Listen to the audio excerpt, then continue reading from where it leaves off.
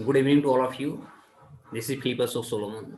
My dear guys, today I'm going to discuss about tourism industry in India.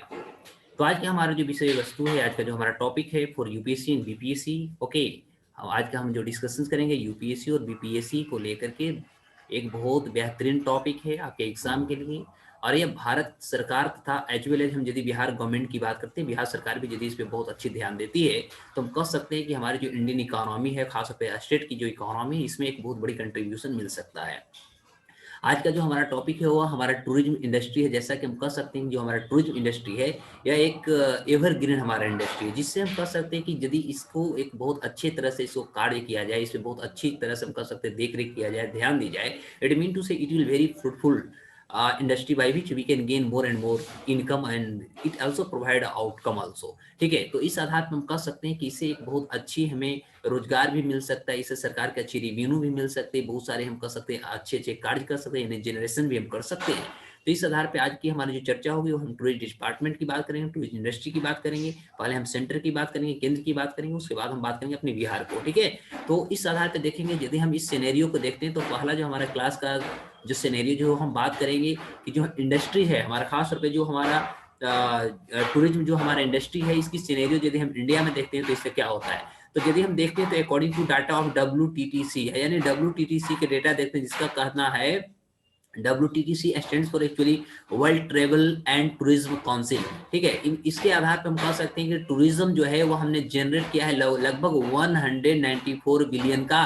कब? तो 2019 में। और 2019 में जो हम कह सकते हैं कि 2019 का हमारा जो टोटल जो हम कह सकते हैं जो इनकम थी, उस इनकम में हमारा 194 बिलियन का जो जनरेशन हुई है वो टूरिज्म डिपार्टमेंट से हुआ है, जो हमारा टोटल जीडीपी का लगभग 6.8% आता है। ठीक है, उसके अलावा आप देख सकते हैं कि हमारे भारत में जो पिछले 2019 की हम बात करते हैं तो जो टोटल हमारे पास टोटल जो एम्प्लॉयमेंट थी, यानी रोजगार की हम बात कर रहे हैं, तो टोटल रोजगार में लगभग 8% की इसका जो है कंट्रीब्यूशन आता है। ठीक है, और उस आधार पर टोटल हम यदि एम्प्लॉयमेंट की बात करते हैं, टोटल एम्प्लॉयमेंट में 39.80 यानी 39.8 मिलियन जो हमारा एम्प्लॉयमेंट थी, एम्प्लॉयमेंट खास तौर पे हमारा टूरिज्म डिपार्टमेंट देती है, टूरिज्म हमारा इंडस्ट्री देती है।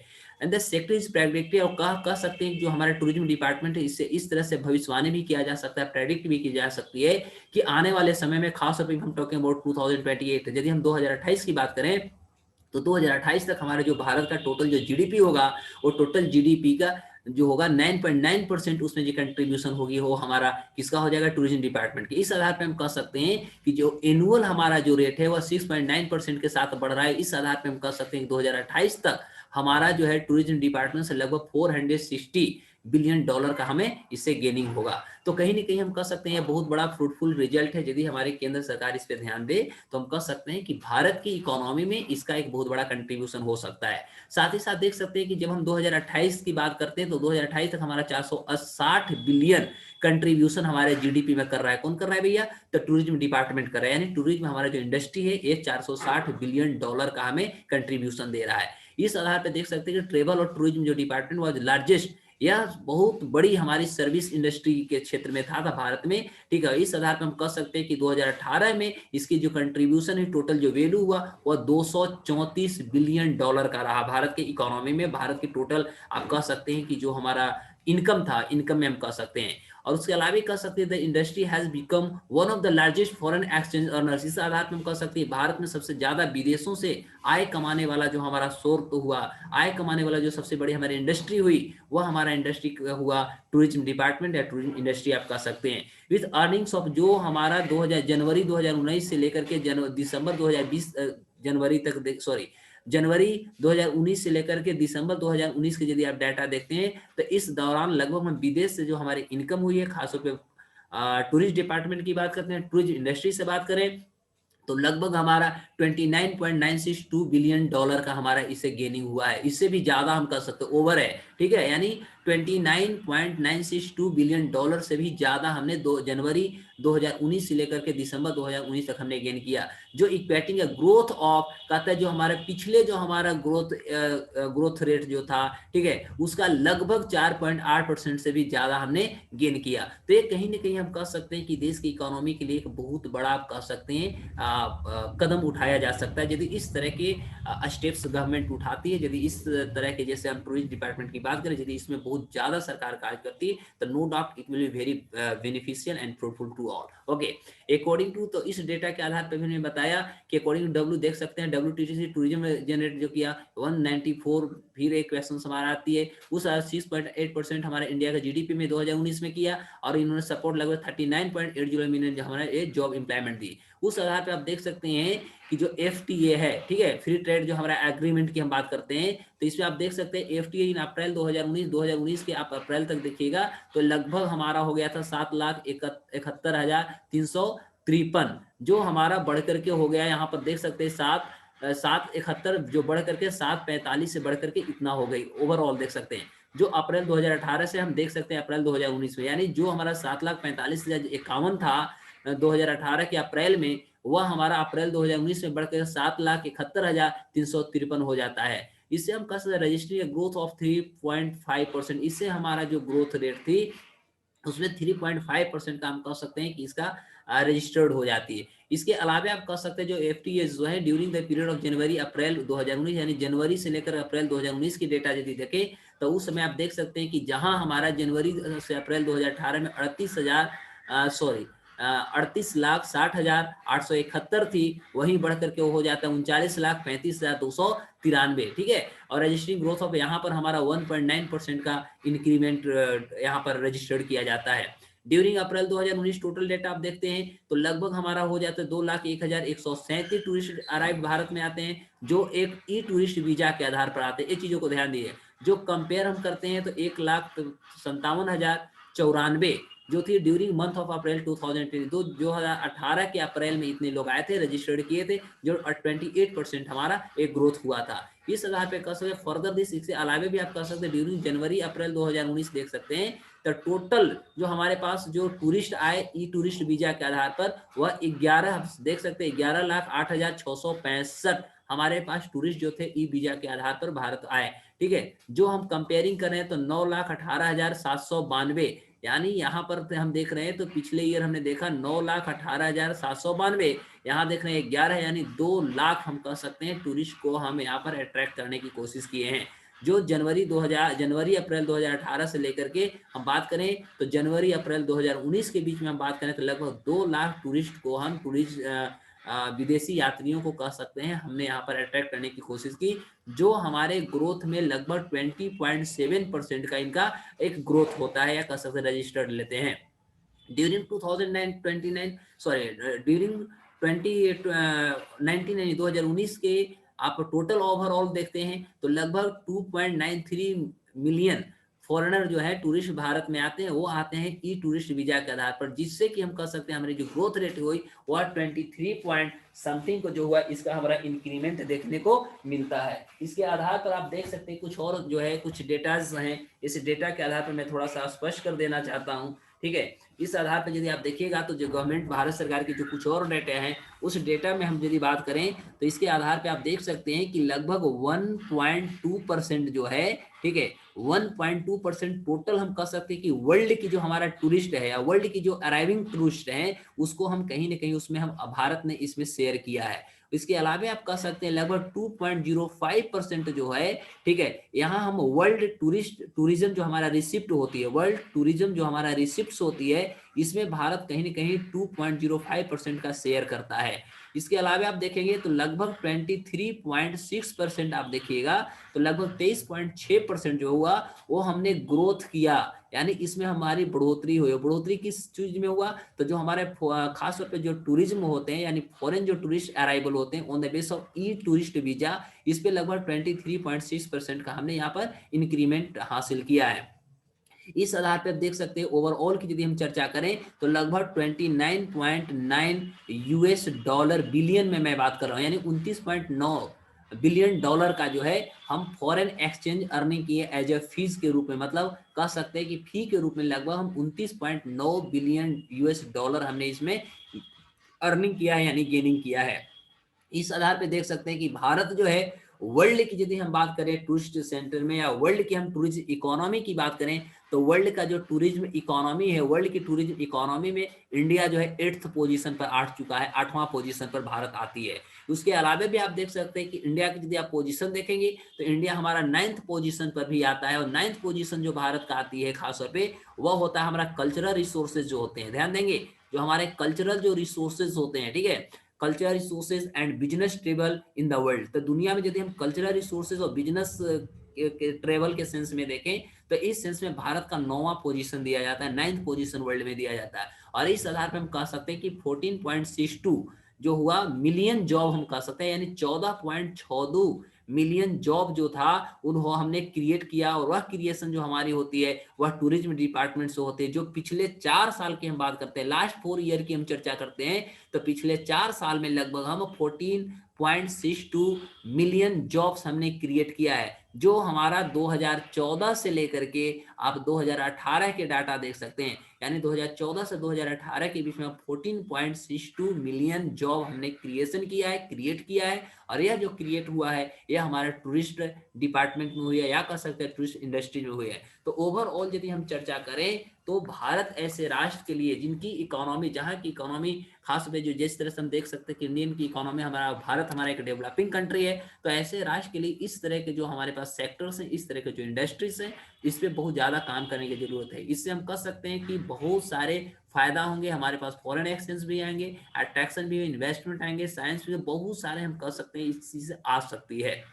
दूसरी महत्वपूर्ण बात इसमें देखेंगे तो यदि हम दिसंबर 2019 तक की हम डेटा को देखें तो देख सकते हैं कि ई वीजा जो फैसिलिटीज थी, ठीक है, वह एक्सटेंड कर दिया जाता है नेशनल्स, यानी 169 देशों के लिए इसकी एक्सटेंड कर दी जाती है अंदर सब 5 कैटेगरीज, 5 सब कैटेगरीज के अंदर 169 देशों की जो वीजा था उसको भारत सरकार ने क्या किया, एक्सटेंड कर देती है, ठीक है। और उसमें देख सकते हैं ई टूरिस्ट वीजा था, ई बिजनेस वीजा था, उसमें ई मेडिकल वीजा देखने को मिला, ई मेडिकल, फिर हमारा अटेंडेंट वीजा देखने को मिला, और ई कॉन्फ्रेंस वीजा देखने को मिला। यानी ओवरऑल यदि हम बात करें तो किसी न किसी तरह से फॉरेन जो हमारे टूरिस्ट थे उसको अट्रैक्ट करने के लिए, तथा वहां से जो हमारे पास फॉरेन कह सकते हैं जो एक्सचेंज थी, या फॉरेन जो हम कह सकते हैं करेंसी थी, उसे कहीं न कहीं अपने देश में अट्रैक्ट करने के लिए सरकार ने इस तरह के कदम उठाया, जिसमें हमने देखा कि दिसंबर 2019 में अंततः भारत सरकार ने 169 देशों की जो उनकी वीजा थी, ई वीजा थी, उसको उन्होंने एक्सटेंड कर दिया।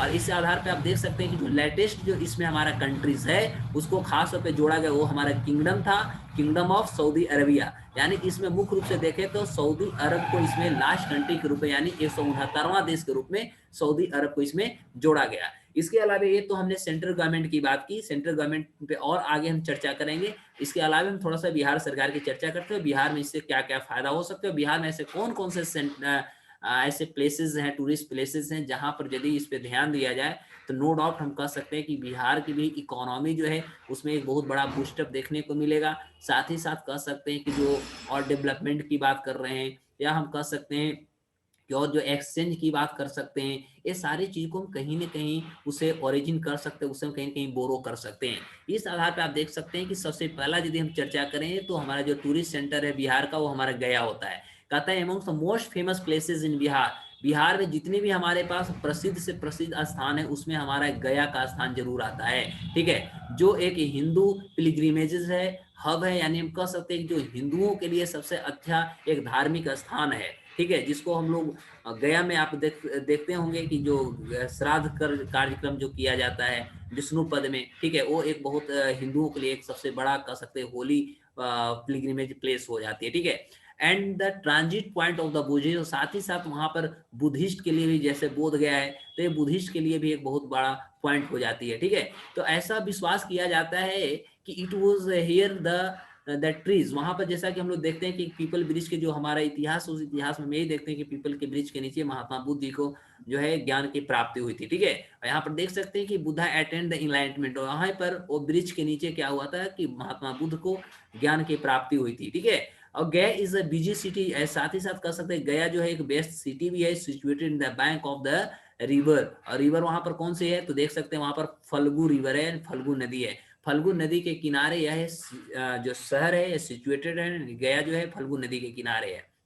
उसके अलावा देख सकते हैं it is replete with many temples, यहाँ पर बहुत सारे हमारे पास टेम्पल्स देखने के लिए मिलते हैं, बहुत सारे ऐतिहासिक साइट्स देखने के मिलते हैं, ठीक है, dating back to the different areas, ठीक है, that stand as the evidence to the successful rule of the Maurya and Gupta dynasty. यहाँ पर बहुत सारे ऐसे हमारे पास जो हिस्टोरिकल जो साइट्स हैं वो साइट से प्रूफ होता है कि यहाँ पर मौर्य तथा गुप्ता जो डायनेस्टी थी उनका भी एक सफल कह सकते हैं उसका एविडेंस यहाँ देखने को मिलता है। एंड द ग्लोरी ऑफ गया, गया की जो मुख्य जो ग्लोरी है उसको एक्सटेंड किया जा गया है, और खास तौर पर इसको देख सकते हैं कि उस कब एक्सटेंड किया गया तो जब हिंद सेंग जो भारत आए थे है ना, उस समय की बात है, could not resist mentioning it in is the travelogue, और अंततः वो अपने जो यात्रा वृतांत था उस यात्रा वृतांत में वो कहीं ना कहीं मेंशन करने में असमर्थ हो चुका है। उसके अलावा दूसरा आप देख सकते हैं तो नालंदा की हम चर्चा करेंगे। कहता है कि नालंदा के बारे में जैसा कि हम लोग जानते हैं सबसे ओल्डेस्ट जो विश्व का जो विश्वविद्यालय थी, यूनिवर्सिटी थी, वो हमारा नालंदा विश्वविद्यालय था। तो देखते हैं probably the oldest university in India, Bharat में देखा जाए तो सबसे पुरानी जो यूनिवर्सिटी थी नालंदा विश्वविद्यालय वो हमारा नालंदा में था। नालंदा जो था एक बहुत इंपॉर्टेंट प्लेस है, ठीक है, और खासतौर पर बिहार में विजिट करने के लिए एक सबसे महत्वपूर्ण स्थान पाया जाता है। A perfect reminiscence to the time of flourishing Gupta, जब गुप्ता डायनेस्टी यहाँ पर थी तो उस समय इसको फ्लोरिश होने में यानी फलने फूलने में इसका एक बहुत बड़ा योगदान हुआ। एंड द पाला पीरियड, और पाल पीरियड में भी देखा जाए तो आगे देखते हैं कि नालंदा जो है एक एक्लाइम टूरिस्ट अट्रैक्शन इन बिहार, ये बहुत बड़ी कह सकते हैं कि बिहार में यदि देखें तो टूरिस्ट को अट्रैक्ट करने में इसका एक बहुत बड़ा योगदान भी है। ऐसा माना जाता है कि last and the most famous, यहाँ पर यदि देखा जाए तो लास्ट और मोस्ट जो फेमस है वहां पर जैन तीर्थंकर के नाम हम लोग सुने हैं, महावीर, ठीक है, महावीर स्पेंड 14 मानसून सीजन, उन्होंने लगभग 14 मानसून सीजन को उन्होंने खासतौर पर नालंदा में बिताए थे, जिसको हम लोग कहते हैं पावापुरी, ठीक है। आगे कहता है even Buddha is said, Buddha के बारे में भी कहा जाता है कि उन्होंने अपना लेक्चर भी दिया था नियर द मैंगो ग्रोव इन नालंदा। नालंदा में एक स्थान आता है देख लीजिएगा मैंगो ग्रोव, ठीक है, तो मैंगो ग्रोव के नजदीक नालंदा में भी कहा जाता है कि महात्मा बुद्ध जी ने भी अपना उपदेश दिया था। The fame of this education, ये शिक्षा का जिस तरह से प्रसार होती है और शिक्षा का प्रसार का एक मुख्य जिस तरह से केंद्र बनता है, was to an extent that Hiuen Tsang, जो प्रसार करने वाले कौन थे तो हिंटसेंग भी इस प्रसार को आगे बढ़ाया। फिर हम कह सकते हैं कि द फेमस चाइनीज ट्रेवलर, हिंटसेंग कौन था, एक चाइनीज ट्रेवलर थी, ठीक है, चाइनीज एक ट्रेवलर था, एक यात्री थी, विजिटेड हियर, उन्होंने यहाँ पर यात्रा भी किया and stayed for at least 2 years, यहाँ 2 साल तक उन्होंने रुका भी, यहाँ पर स्टडी भी किया। और सेंग जो थे अनदर फेमस चाइनीज वेगर, वो साथ ही साथ कह सकते हैं कि समुद्री यात्रा भी करते, stayed at Nalanda about 10 years, लगभग वो 10 साल तक, कौन, आई सिंह, उन्होंने लगभग 10 साल तक यहाँ पर रुके। And such was the glory of this place, इस तरह से हम कह सकते हैं प्लेस का एक अपना ही महत्व है। तीसरी महत्वपूर्ण यदि स्थान की हम बात करें तो आप देख सकते हैं तीसरा महत्वपूर्ण स्थान हमारा क्या है, मुंगेर है। मुंगेर के भला बारे में किस कौन नहीं जानता, ठीक है। कहता है dubbed as the seat of the Bihar school of yoga, यहाँ सबसे पहले देखा जाए तो बिहार में योगा स्कूल सबसे पहला एक फेमस है। उसके बाद इसकी इतिहास आप देखते हैं तो मीर कासिम के लिए भी आप जानते हैं कि मीर कासिम के लिए भी ये फेमस, उसके अलावा भी आप देख सकते हैं तो हथियार के क्षेत्र में भी ये अपने आप में एक महत्वपूर्ण स्थान को रखता है। Munger is yet another place that is popular amongst the tourist in Bihar, Bihar में देखा जाए तो ये भी एक टूरिस्ट के सेंटर में, टूरिस्ट प्लेस में भी इसका एक बहुत महत्वपूर्ण स्थान इसका भी है। इसका इतिहास आप देखेंगे पीछे यदि जाएंगे तो देख सकते हैं आर्यन के समय से ही, ठीक है, हु कॉल्ड मुंगेर, जिन्होंने इसको मुंगेर कह करके बुलाया, मिडलैंड, ठीक है, फॉर दियर सेटलमेंट, जब वो सेटलमेंट करे तो उस समय मिडलैंड से आगे चल के मुंगेर बन गया। फॉर योगा बॉक्स देखेंगे तो योगा के यदि स्टफ्स एंड बॉक्स को देखेंगे तो Munger is not an unknown name, Munger कोई ऐसा नहीं है कि जो अनजाना सा जगह है। दस वी कैन एक्सपेक्ट, अब हम केवल यहाँ एक्सपेक्ट कर सकते हैं large foreign crowd throng this place, यहाँ पर बहुत सारे लोग आए विदेश से। And the present day Munger अभी जो है ट्विन सिटी के रूप में भी जाना जाता है, विच comprises of Munger and Jamalpur, यानी मुंगेर और जमालपुर ये दोनों कह सकते हैं जुड़वा शहर के रूप में जाना जाता है, इसलिए आप कह सकते हैं Munger is a twin city. A record to be one of the oldest cities of Bihar, Bihar में देखा जाए बहुत पुरानी ये सिटी है। Munger was one of the capital of Mir Qasim, देखिए मीर कासिम की बात आ गई, मीर कासिम की भी राजधानी यहाँ पर बनाया गया था। Before it fail into the hands of British, जब ब्रिटिश के हाथों में आने से पहले की बात कर रहा हूँ, ठीक है। The place has several historical relics, यहाँ पर भी बहुत सारी ऐतिहासिक चीजों को आपको देखने को मिलेगा, सीखने को मिलेगा, पढ़ने के लिए मिलेगा। And that further aids to the charm here, जिससे कि हम बहुत सारी चीजों को वहां पर सीख भी सकते हैं। तो मुंगेर भी अपने आप में एक महत्वपूर्ण स्थान को रखता है। यदि इस तरह के जितने भी हमारे पास इंपोर्टेंट साइट्स हैं, पिलग्रिमेजेस और हिस्टोरिकल यदि प्लेसेस हैं, इस पे यदि सरकार सही वे में यदि ध्यान दे, इसको बहुत अच्छे डेवलपमेंट करे, तो हम कह सकते हैं कि सोर्स ऑफ इनकम, अपॉर्चुनिटी, जो जॉब की अपॉर्चुनिटी होती है, सारे चीज कहीं ना कहीं इसका एक बहुत अच्छा पॉजिटिव हम कह सकते हैं कि इसका रिजल्ट निकाला जा सकता है। उसके अलावा आप देखिएगा वैशाली, वैशाली के बारे में भी आप सभी जानते होंगे कि बुद्ध के लिए भी बहुत इंपॉर्टेंट रहा है, जैनिज्म के लिए भी बहुत महत्वपूर्ण रहा। अब देखते हैं कि इसके बारे में क्या कहता है वैशाली भी जो है एक बहुत इंपॉर्टेंट प्लेस है, खासतौर पर आर्कियोलॉजिकल साइट के लेकर के। ध्यान दीजिएगा, ये मुख्य रूप से जो है आर्कियोलॉजिकल साइट के लिए ये बहुत इंपॉर्टेंट साइट है। That was once the capital city of Licchavi ruler, जो लिच्छवी शासक थे उनकी मुख्य रूप से क्या थी, एक कैपिटल सिटी थी। वैशाली अर्न फेम, वैशाली जो अपना नाम कमाया, वो कैसे कमाया भैया, तो birth place of last Jain तीर्थंकर, जो लॉर्ड महावीर हुए। लॉर्ड महावीर का एक जन्म स्थान था, ठीक है। उस स्थान पे हम कह सकते हैं कि जैन तीर्थंकर जो लॉर्ड महावीर थे, उनके बर्थ प्लेस के आधार पर ये बहुत ज्यादा नाम कमाया, विश्व में अपना नाम कह सकते हैं महत्वपूर्ण सूचियों में दर्ज किया। ऐसा माना जाता है कि महावीर का जो जन्म हुआ था and brought of in the 6th century BC in Kundalgram, और ऐसा माना जाता है कि उनकी जब जन्म हुआ तथा 6ठी शताब्दी में उनको लाया गया कुंडल gram of the Republic of Vaishali. और हम ये भी देखते हैं कि विश्व का सबसे पहला जो गणतंत्र था, पहला जो रिपब्लिक जो हमारा प्लेस थी, सबसे बड़ा या कह सकते हैं सबसे किंगडम जो थी रिपब्लिक, वो हमारा वैशाली था, ठीक है। उस आधार पे देख सकते हैं another major event this place was witness to was the sermon of the Buddha. साथ ही साथ हम 483 बीसी में देखते हैं तो बुद्धा का भी वहां पर प्रसार हो जाता है, ठीक है। Vaishali was the prosperous kingdom, यानी यह एक बहुत अच्छी या कह सकते एक सफल किंगडम था ड्यूरिंग महात्मा बुद्धा, यानी बुद्ध के जब जिस तरह से विचार प्रसार तथा धर्म की जो उनकी विचार चल रही थी, ठीक है। उस समय देखा जाए तो उस समय एक बहुत बड़ी प्रोस्पेरस कह सकते हैं, प्रोस्पेरिटी बेस्ट कह सकते हैं प्लेस वैशाली थी।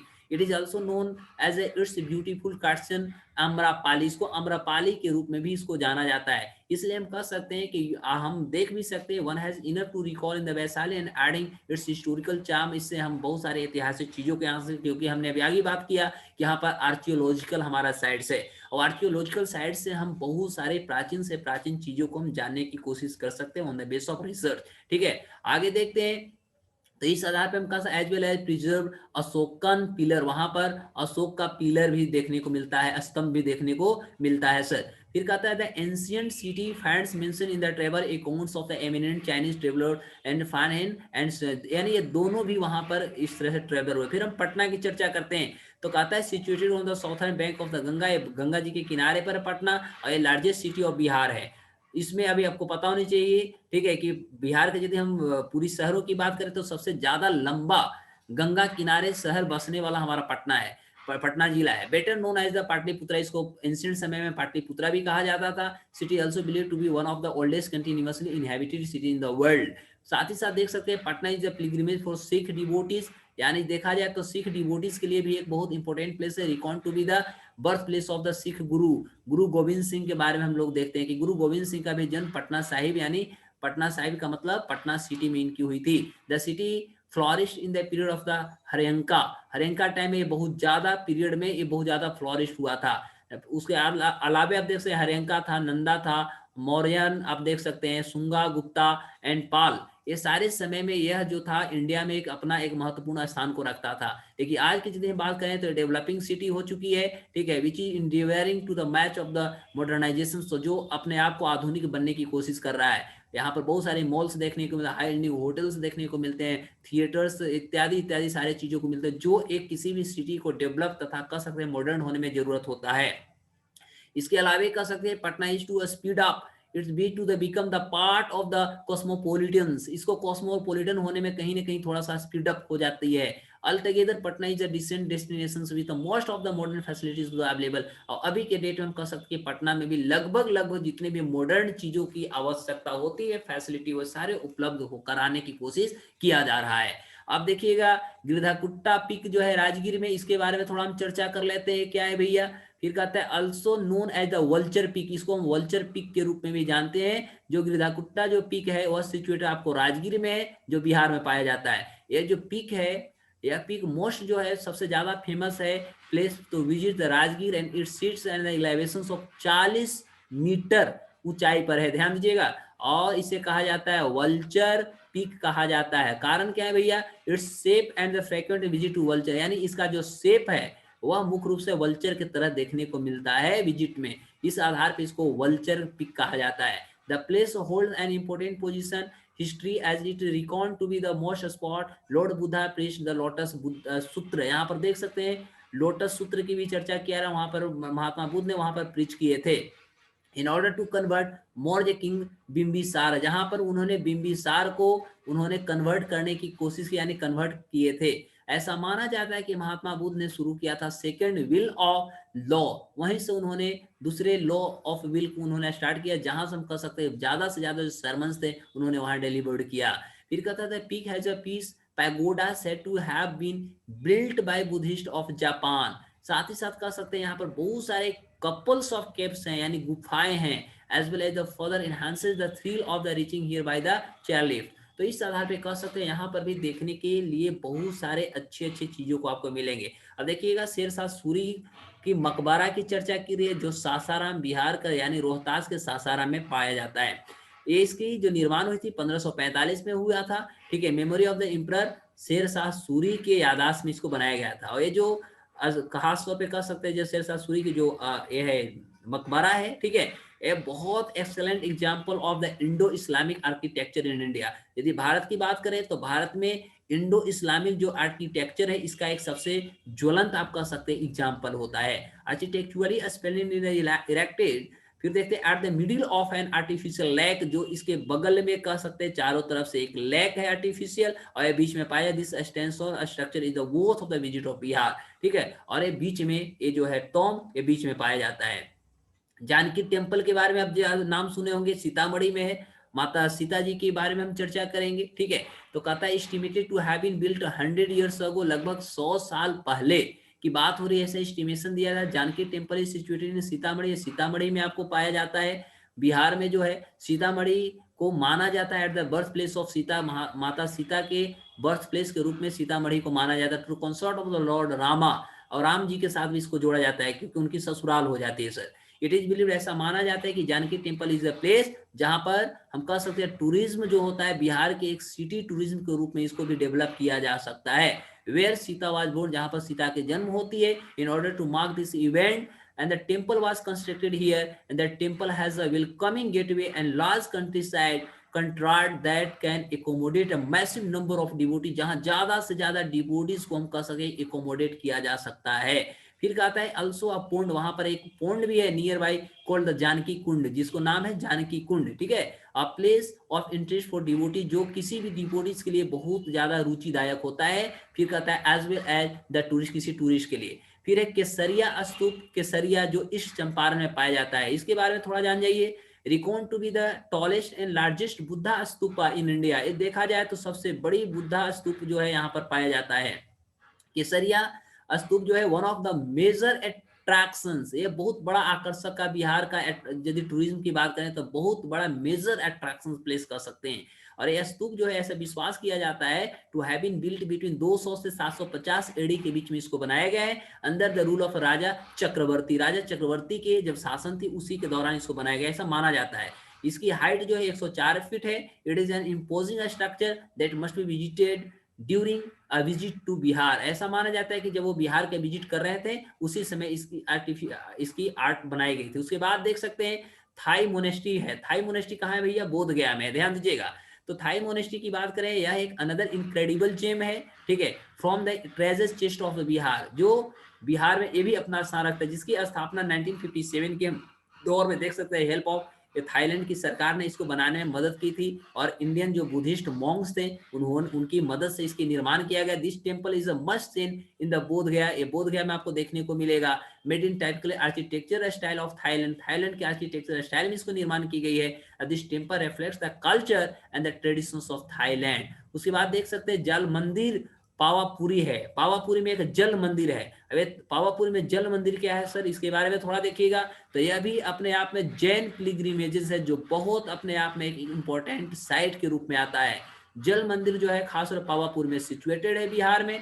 जल मंदिर जो है वो revered highly by Jain devotee, या खास तौर पे जैन डिवोटीज के लिए बहुत ज्यादा इंपॉर्टेंट माना जाता है। एज इट इज बिलीव, ऐसा माना जाता है कि इट इज द प्लेस जहां पर लॉर्ड महावीर जो थे अंतिम सांस लिए थे 500 बीसी में। ध्यान देंगे, it is record to be the cremation ground for this last tirthankar. ऐसा माना जाता है कि उनकी जो लास्ट समाधि की बात हम कर रहे हैं यहीं पर हुआ था जैन सेक्रेसी के अनुसार पर। ठीक है, the legend has it's the demand of Lord Mahavir access, और वहीं पर उनकी जो अंतिम जो संस्कार हुई थी इसके लिए भी डिमांड हुई थी। was high that a large amount of the soil had to be eroded from around the funeral pyre। funeral pyre समझ जाएगा, जहां पर किसी की संस्कार होती है, अंतिम संस्कार जो होता है। ठीक है, that a pond was created, अंततः वहां पर एक पोंड का भी निर्माण किया गया था। a white marble temple was constructed and it has remained an important Jain pilgrimage in Bihar. तो इसके साथ आप देख सकते हैं कि मैं यदि बात करें तो बिहार में भी बहुत सारे ऐसे साइट्स हैं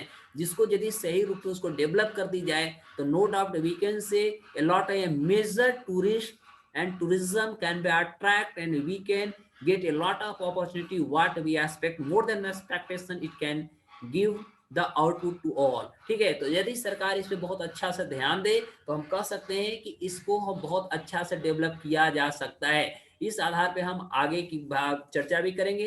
तो अब हम बात करेंगे कि ये सारे की सारे जितने भी हम लोगों ने देखा, तो सबसे पहले हमने टूरिस्ट के बारे में चर्चा की कि भारत को इससे क्या फायदा है। उसके अलावा हमने देखा कि बिहार में भी हमारे कौन कौन से ऐसे टूरिस्ट साइट्स हैं और इससे क्या क्या हो सकता है। यदि ये सारे को वीडियो जिस तरह से हमने देखा कि भारत की जिस तरह से अर्निंग हो रही है, एम्प्लॉयमेंट की हम बात कर रहे हैं, फिर हम अपने जीडीपी की बात कर रहे हैं, नो डाउट यदि हमारा बिहार सरकार भी इस पे इस तरह से ध्यान देती है तो हम कह सकते हैं कि हमारी इकोनॉमी में और राज्य की जो इकोनॉमी है, ठीक है, उसमें भी एक बहुत बड़ा हम कह सकते हैं इसकी कंट्रीब्यूशन हो सकता है ओवरऑल।